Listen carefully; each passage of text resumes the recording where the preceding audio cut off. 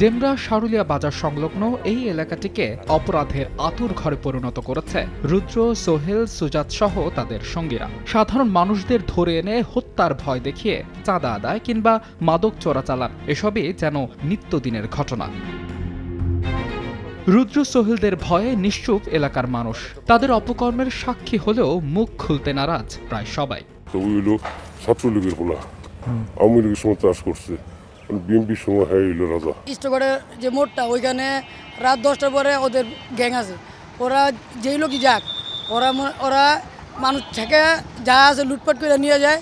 আর এলাকাবাসী যারা আছে ওদের তো অত্যাচার তো শেষই নাই। ডেমরা সারুলিয়া বাজারের কাছের এই বালুর মাঠটির পাশে গোপন আস্তানা বানিয়ে অপরাধ কার্যক্রম পরিচালনা করতেন রুদ্র, সোহেল, সুজাত।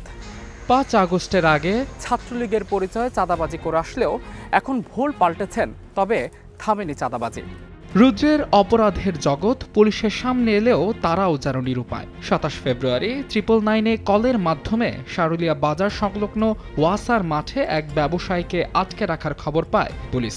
ডেমরা থানার একটি টিম তাকে উদ্ধারে যায় সেখানে। অভিযুক্তরা পুলিশের উপস্থিতি টের পেয়ে উল্টো দেশীয় অস্ত্র নিয়ে তাদের উপর চড়াও হয়। বেশ কয়েকজন পুলিশ আহত হলেও উদ্ধারে সক্ষম হন সেই ব্যবসায়ীকে।